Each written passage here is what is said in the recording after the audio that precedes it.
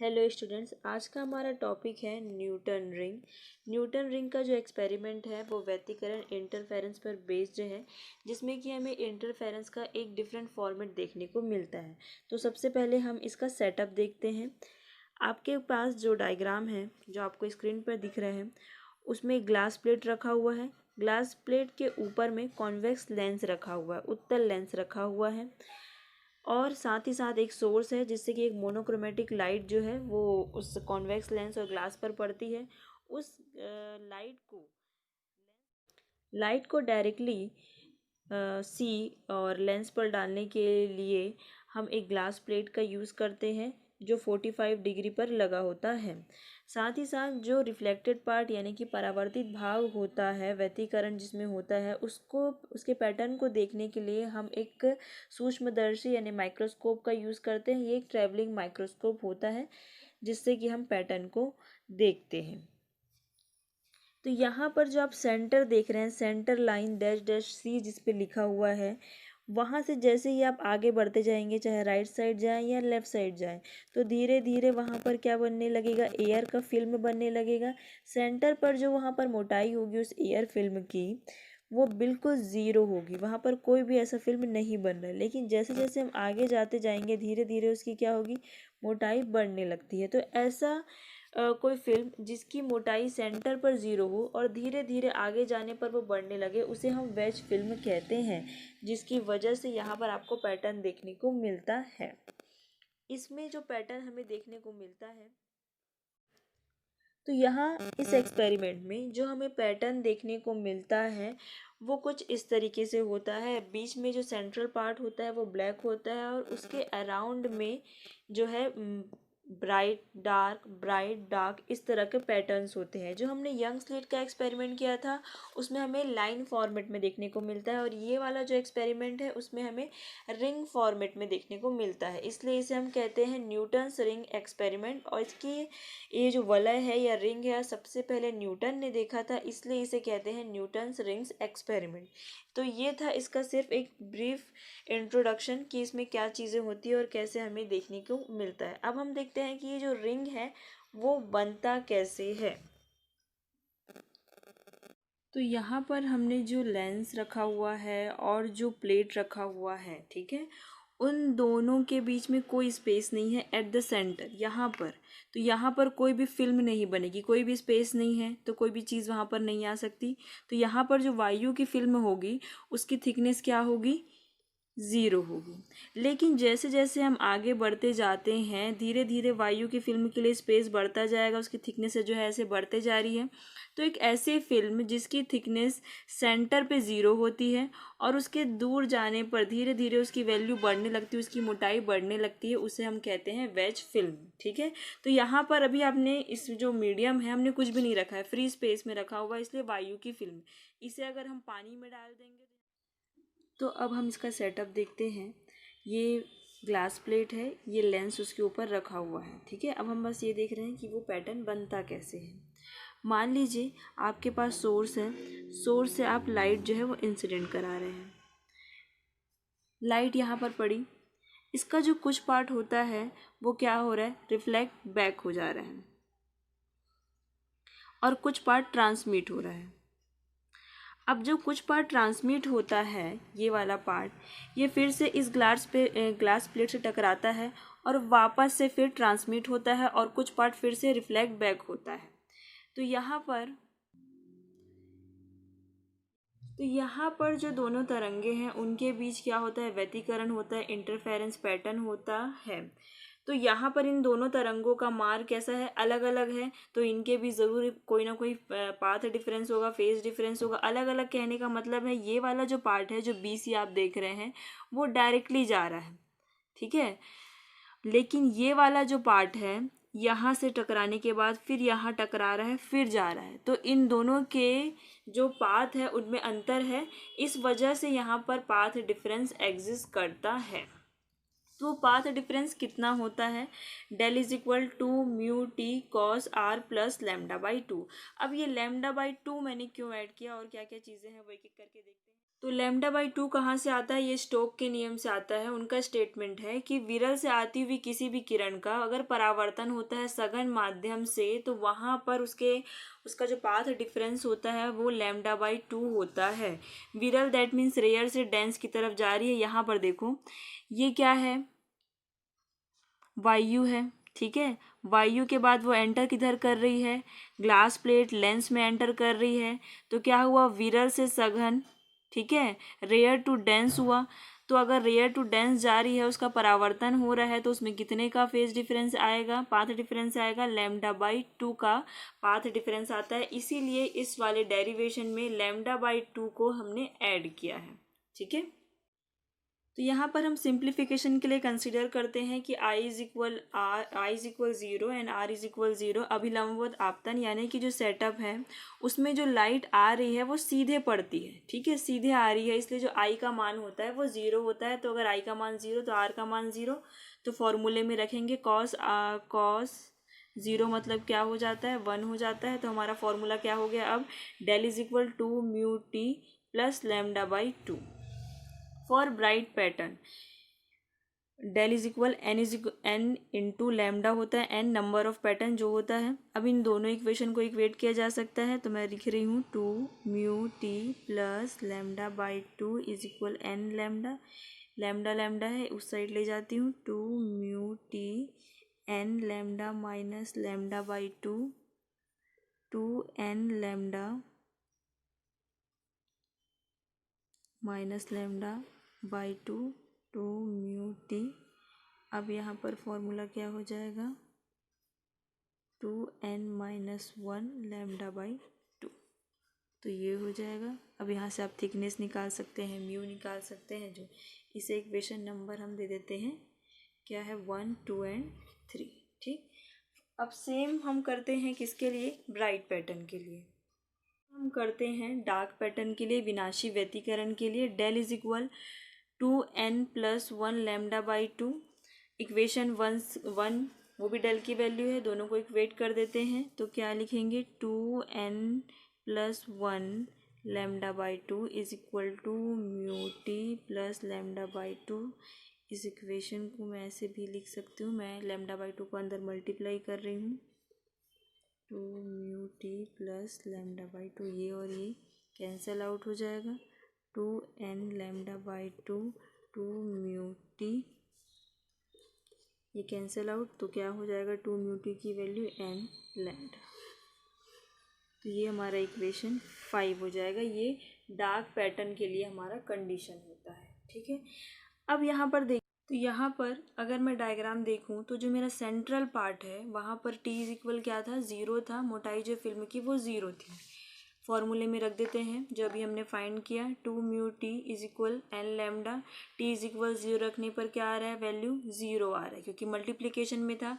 तो इससे क्या पता चलता है कि जो पैटर्न बन रहा है वो कैसा होना चाहिए? काला होना चाहिए, अदीप्त होना चाहिए, और वही हमको मिलता है। तो ये विनाशी व्यतिकरण की शर्त होती है, और यही कारण होता है जिसकी वजह से जो सेंट्रल पैटर्न होता है वो काला होता है।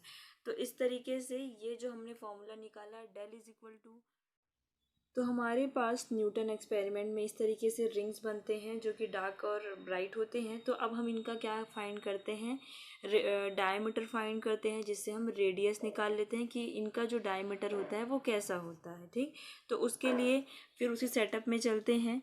ग्लास प्लेट है, लेंस है, इसमें से हम किसी भी, हम ये कंसिडर करते हैं कि एक हमारे पास पैटर्न है, एक गोला बन रहा है जिसका हमें रेडियस फाइंड करना है, ठीक है। सी यहाँ पर को हम क्या कंसिडर कर रहे हैं कि इसका सेंटर है। आर इसका रेडियस है, टोटल जो रेडियस है वो क्या है? आर है। अब यहाँ पर फिल्म बनेगी वायु की, जिसकी मोटाई इस पॉइंट पर क्या कंसिडर कर रहे हैं? मान लीजिए टी कंसिडर कर रही हूँ कि इसकी जो मोटाई है वो टी है। तो इतने की क्या वैल्यू हो जाएगी? यहाँ से लेके, थोड़ा सा ध्यान देंगे, यहाँ से लेके यहाँ तक का जो रेडियस है वो क्या है? आर है। तो इस पॉइंट से लेके इस पॉइंट तक की वैल्यू क्या होगी? क्योंकि इतना अगर टी है तो ये क्या हो जाएगा? आर माइनस टी हो जाएगा। ये भी हमारा त्रिज्या है, तो ये क्या हो जाएगा? आर हो जाएगा। ये कांटेक्ट बिंदु है जहाँ पर फिल्म की मोटाई 0 होती है। तो यहाँ पर क्या मैं पाइथागोरस प्रमेय लगा सकती हूँ, उससे हम सॉल्व कर सकते हैं। तो हम यूज़ करते हैं COR। पाइथागोरस प्रमेय से क्या होगा, मान लीजिए इसे हम क्या नाम दे दें, PS दे देते हैं। चलिए, CS का स्क्वायर इज इक्वल OS का स्क्वायर प्लस OC का स्क्वायर। CS की वैल्यू क्या है, CS की वैल्यू है यहाँ पर R स्क्वायर। OS की वैल्यू यहाँ पर क्या है, R स्क्वायर, इसे आप R कंसिडर कर लीजिए, स्मॉल r, प्लस उसका रेडियस, प्लस इतनी वैल्यू क्या थी हमारी, R माइनस T का स्क्वायर। अब इसको सिंपली सॉल्व कर लेते हैं, प्लस इसको ओपन कर देंगे, कैंसल आउट हो जाएगा, क्या बचेगा, 2RT plus R square plus T square.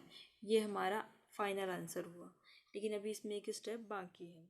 अब यहाँ पर हम कंसिडर करते हैं, तो यहाँ पर देखिए जो T स्क्वायर वाला पार्ट है वो क्या है, थिकनेस है। थिकनेस किसका है, फिल्म का है। अब यहाँ पर ये फिल्म वैसे भी बहुत छोटी है, अगर उसका स्क्वायर करेंगे तो वो और छोटा हो जाएगा। मतलब जैसे कि 0.1 है, ये वैसे ही बहुत कम होता है, ठीक है, 1/10। अगर आप इसका स्क्वायर करेंगे 0.01 आ जाएगा, तो ये इसके कंपैरिजन में वैसे ही छोटा है। तो यहाँ पर हम T स्क्वायर को क्या कर देते हैं, नेगलेक्ट कर देते हैं। तो हमारा आंसर क्या आता है, 2RT is equal R square. तो ये R क्या रिप्रेजेंट कर रहा था, कि इसके रेडियस को रिप्रेजेंट कर रहा था। तो आपके पास एक रेडियस का फॉर्मेट आ गया T और R के फॉर्मेट में। अब आगे हम क्या करते हैं,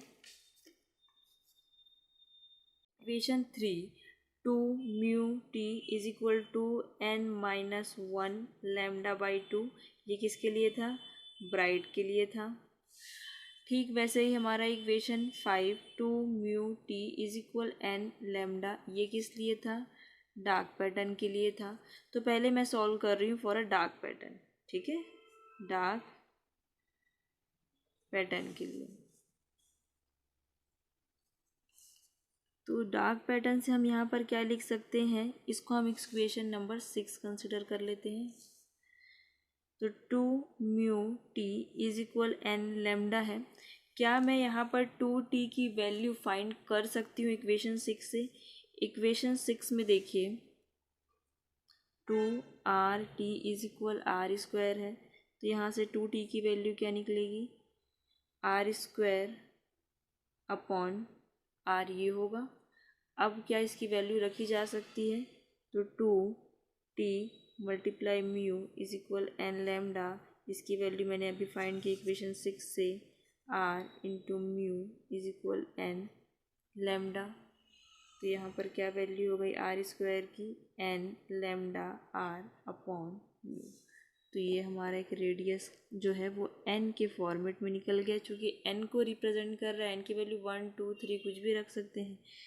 तो radius of nth dark pattern, ठीक। अब सेम हम किसके लिए कर सकते हैं, ब्राइट पैटर्न के लिए कर सकते हैं। लेकिन इसको कंप्लीट कर लेते हैं पहले। हमने क्या निकाला, अभी हमने रेडियस फाइंड किया। अब अगर मैंने रेडियस फाइंड किया है तो मैं डायमीटर भी फाइंड कर सकती हूँ।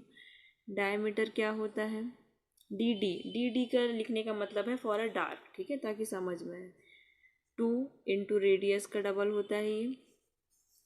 अब मेरे पास यहाँ स्क्वायर की वैल्यू है, तो फॉर अ सिंप्लीफिकेशन हम क्या कर देते हैं, इसको भी स्क्वायर कर देते हैं। डी का स्क्वायर 4R, एन का स्क्वायर 4, वैल्यू रख दीजिए n lambda R upon mu. तो ये हो गया हमारा डायमीटर डार्क पैटर्न का। अगर आप चाहें तो इसको इस फॉर्मेट में भी लिख सकते हैं। तो डी किस किस पर डिपेंड करता है, एन पर डिपेंड कर रहा है, लैम्डा पर डिपेंड कर रहा है, आर पे डिपेंड कर रहा है, म्यू पे डिपेंड कर रहा है। ये हो गया डायमीटर। ठीक ऐसा ही हम किसके लिए करेंगे, अब ब्राइट पैटर्न के लिए करेंगे। तो यहाँ पर 2μt is equal to n-1 λ/2 था। यहाँ से 2t की वैल्यू निकाली, चाहे यहाँ से निकाल के इसमें रखो, इसमें से निकाल के उसमें रखो, कोई फ़र्क नहीं पड़ता, आंसर सेम आएगा। तो हम जस्ट वैल्यू रख देते हैं -1 λ/2 म्यू मल्टीप्लाई r है, r n का स्क्वायर, ठीक है। डैश लगा दीजिए ताकि आपको पता चले कि आप रेडियस जो है वो दोनों का फाइंड कर रहे हैं अलग अलग, एक ब्राइट का है, एक डार्क का है। तो इसे हम थोड़ा सिंपल फॉर्मेट में लिख लेते हैं 2n-1 λr/2 म्यू, ठीक। अब फिर से वही डायमीटर db लिखा है क्योंकि हम ब्राइट का फाइंड कर रहे हैं, 2r n डैश हो जाएगा। अब चूँकि यहाँ पर स्क्वायर है, सिंप्लीफिकेशन के लिए सीधा इसको स्क्वायर कर देते हैं, 4r n डैश का स्क्वायर d b का स्क्वायर 4, सीधा वैल्यू रखना है, कुछ नहीं करना है। सबसे सिंपल चीज़, एक बार आंसर आने के बाद इसमें आपको कोई दोबारा मेहनत नहीं करनी पड़ती। कैंसिल कर दीजिए, 2 आ गया, 2n-1 λr/μ। तो ये हो गया हमारा diameter for a bright pattern. फिर सिंपल, अगर आप चाहें तो इसको क्या कर सकते हैं, db फिर पूरा रूट में आ जाएगा 2n-1 λr/μ। कभी भी सॉल्व करने के लिए यूज़ कीजिए ये वाला, अगर न्यूमेरिकल आता है तो, क्योंकि फिर रूट में निकालने में दिक्कत होता है कभी कभी, ठीक है। तो अकॉर्डिंग टू न्यूमेरिकल वैल्यूज़ आप कभी इसमें भी ये भी यूज़ कर सकते हैं, ये भी यूज़ कर सकते हैं। तो ये था हमारा diameter for a dark pattern. तो ये था हमारा डार्क पैटर्न और ब्राइट पैटर्न जो न्यूटन रिंग बन रहा है उनके डायमीटर के लिए फॉर्मूला। इसमें जो सिंपल है वो ये ज़्यादा बेटर लगता है क्योंकि इसमें 2n-1 है, यहाँ पर डायरेक्टली n है, ठीक है। अब इसका एक सिंपल यूज़ देख लेते हैं कि अगर आपके पास जो रिंग्स बन रही हैं, इस तरीके से जो रिंग्स बन रही हैं, उनमें अगर उनके व्यास, जैसे कि ये वाला डार्क है, ये वाला डार्क है, ठीक है। मान लीजिए इसे आप n-1 कह रहे हैं, इसे n कह रहे हैं, इसे क्या कहेंगे, n+1, यानी कि 1 2 3। तो अगर किन्हीं दो में जो आप अंतर निकालते हैं वो क्या होता है, समान होता है, नहीं होता है, वो देखते हैं। तो dn² माइनस dn-1, इसकी जगह आप चाहें तो n+1 n भी ले सकते हैं, क्रमागत होना चाहिए। 1 के बाद सीधा 3 नहीं, 1 2 3 इस फॉर्मेट में होना चाहिए। तो d की वैल्यू क्या थी अभी हमारे पास d की वैल्यू थी dn² माइनस dn-1 का स्क्वायर, सॉरी मैं स्क्वायर ले रही हूँ ना, स्क्वायर लेने पे ज़्यादा आसानी होती है, तो हम ये वाला फॉर्मूला यूज़ करेंगे, 4 λr/μ। ये कांस्टेंट है, इसको कुछ नहीं करना है, सबके लिए कांस्टेंट है। फिर क्या है, पहले n है तो ये n माइनस n-1, ठीक है, ये आ गया।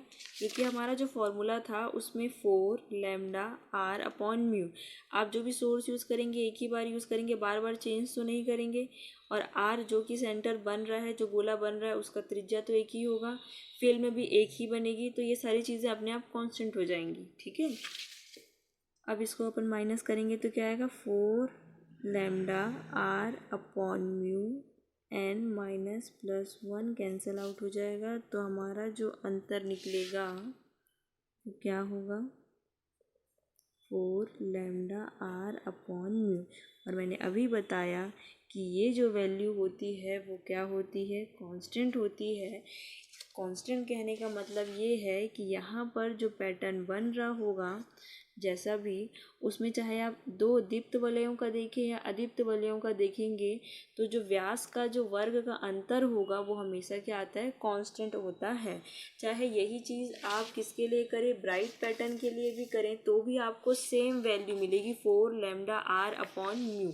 इसमें कोई अंतर देखने को नहीं मिलेगा, ठीक है। तो इस तरीके से ये हमारा जो न्यूटन का एक्सपेरिमेंट था वो कंप्लीट होता है। Is very important practical. I hope so कि आपको ये समझ में आ गया हो। Thank you for watching.